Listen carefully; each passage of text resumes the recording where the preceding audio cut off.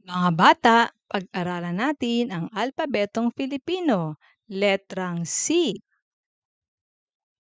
Ang titik C ay kumakatawan sa tunog na K, tulad ng unang tunog sa salitang cactus.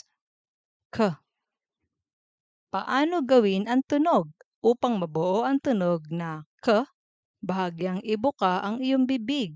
Ilapit ang likod ng iyong dila sa itaas na bahagi ng iyong bibig.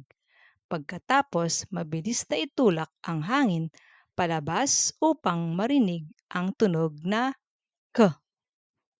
K. Sa wikang Filipino, may mga salita nagsisimula sa letrang C. Ngunit karamihan sa mga ito ay hiram mula sa Espanyol o Ingles, tulad ng cab at cactus. Mayroon ding mga pangalan ng tao at lugar na nagsisimula sa C, tulad ng Corazon, Calamba at Cainta.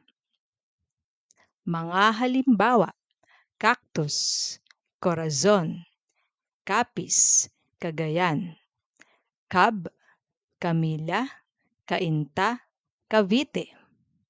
K. Magsulat tayo.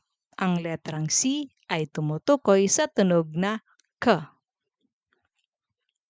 Malaking letrang C.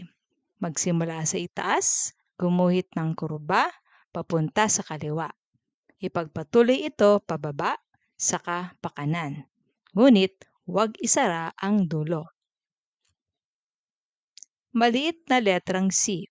Magsimula sa gitna, gumuhit ng kurba papunta sa kaliwa. Ipagpatuloy ang kurba papunta sa kanan. Ngunit huwag isara ang dulo, gaya ng malaking letrang C. Ngayon, maaari mo itong gawin sa iyong papel. Salamat sa pakikilahok. Magkita tayo muli sa susunod na aralin.